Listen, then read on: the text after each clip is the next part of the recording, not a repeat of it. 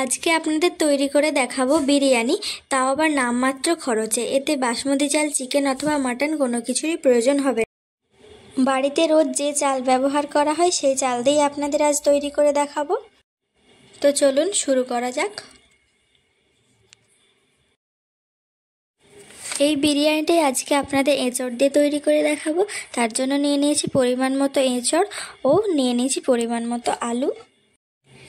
এবার এগুলিকে সেদ্ধ করার জন্য একটি কড়াইতে জল গরম করে তাতে দিয়ে দেব আলু ও কেটে রাখা এঁচড়গুলিকে। তার মধ্যে দিয়ে দেব সামান্য পরিমাণে হলুদ ও স্বাদ মতো লবণ। এবার ঢাকা দিয়ে সেদ্ধ হতে দেব। এখন একটি কড়াই গরম করে তাতে দিয়ে দেব পরিমাণ মতো সাদা তেল। তেল গরম হয়ে এলে তার মধ্যে দিয়ে দেব সেদ্ধ করে রাখা আলুগুলিকে। তারপর ঠিক এইরকম করে ভেজে নামিয়ে নেব। ওই একই তেলের মধ্যে এঁচড়গুলিকেও নেড়ে চেড়ে ভেজে নেব। আজকে এই বিরিয়ানির সঙ্গে আপনাদেরকে এঁচড়ের কাবাবও বানিয়ে দেখাবো। তার জন্য কাঁচা লঙ্কা ও পেঁয়াজ কেটে নিয়েছি। এঁচড় ও আলু সেদ্ধ করার পর আমি কিছুটা সরিয়ে রেখেছিলাম, এগুলিকে এবার হাতের সাহায্যে ভেঙে নেব। তারপর একসঙ্গে মাখিয়ে নিয়েছি। এর মধ্যে দিয়ে দেব কেটে রাখা পেঁয়াজ ও কাঁচা লঙ্কা। এবার দিয়ে দেব মশলা। তার মধ্যে নিয়েছি হলুদ গুঁড়ো, জিরের গুঁড়ো, লঙ্কার গুঁড়ো ও একটি ভাজা মশলা। সব কিছু একসঙ্গে দিয়ে দেব। তারপর দিয়ে দেব বেটে রাখা আদা রসুন। সবশেষে দেব স্বাদ মতো লবণ। তারপর হাতের করে সব কিছুকে একদম ভালোভাবে মিশিয়ে নেব। এই রকম করে মাখিয়ে নিয়েছি। তারপর হাতে কিছুটা পরিমাণে নিয়ে এরকম কাবাবের মতো তৈরি করে নেব। আপনারা আপনাদের পছন্দ মতো কাবাবের শেপ দিতে পারেন। সব কাবাবগুলো তৈরি করা হয়ে গিয়েছে। আপনারা চাইলে এই অবস্থাতেই ফ্রিজে সংরক্ষণ করতে পারেন। কড়াইতে তেল গরম করে কাবাবগুলিকে ছেড়ে দেব। এবার মিডিয়াম টু লো ফ্লেমে কাবাবগুলিকে উল্টে পাল্টে ভেজে নেব। সুন্দর একটি রং চলে এলে এগুলিকে নামিয়ে নেব।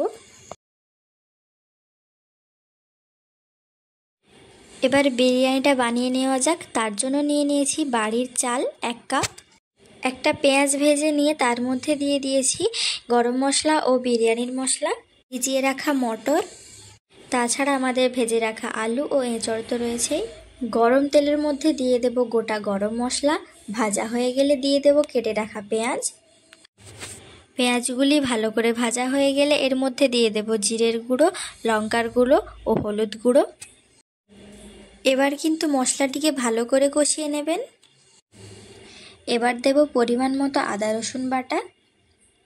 কিছুক্ষণ মিশিয়ে নিয়ে তার মধ্যে দিয়ে দেব সামান্য পরিমাণে জল। সব কিছু দিয়ে ভালো করে কষাতে হবে।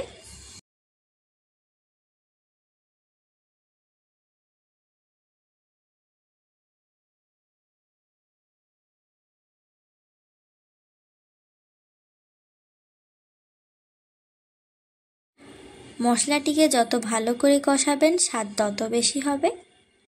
মশলা থেকে তেল ছেড়ে দিলে দিয়ে দিন এঁচড়গুলি। মশলার সঙ্গে এঁচড়গুলিকে ভালো করে কষিয়ে নিন। কিছু সময়ের জন্য এঁচড়টিকে কষিয়ে নিয়ে তুলে রেখে দিন একটি প্লেটে। তারপর ওই একই কড়াইয়ের মধ্যে দিয়ে দিন পরিমাণ মতো জল। যেহেতু আমরা এখানে বাড়ির চাল ব্যবহার করছি তাই জলের পরিমাণটা একটু বেশি লাগবে। এখানে আমি 1 কাপের জন্য 3 কাপ জল ব্যবহার করছি। জলের মধ্যে দিয়ে দিন 2টো তেজপাতা ও সামান্য ফুড কালার। ঢাকা দিয়ে ফুটে ওঠার জন্য অপেক্ষা করুন। জল ফুটে উঠলে ধুয়ে রাখা চাল দিয়ে দিন। যদিও এটা তৈরি করতে একটু বেশি সময় লাগে, তারপরও কিন্তু খুবই সুস্বাদু হয়। একটু মিশিয়ে নিন। তারপর দিয়ে দিন স্বাদমতো লবণ ও ভিজিয়ে রাখা মটরগুলিকে। এবার ঢাকা দিয়ে দিন। তারপর জলটি শুকিয়ে গেলে দেখবেন যে চালটিও সেদ্ধ হয়ে গিয়েছে। তারপর দিয়ে দিন আগে থেকে ভেজে রাখা আলু ও কষিয়ে রাখা এঁচড়গুলি। এই সময় হালকা হাতে মিশিয়ে নেবেন।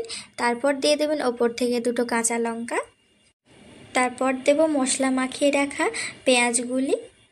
দেব গোলাপ জল ও কেওড়া জল, এটিকে দেখানো হয়নি আর।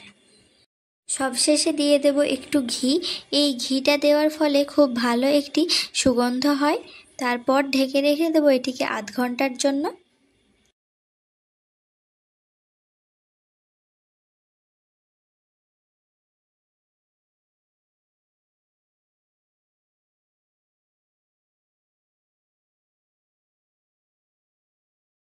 তাহলেই পেয়ে যাবেন এরকম একটি মজাদার এঁচড়ের বিরিয়ানি।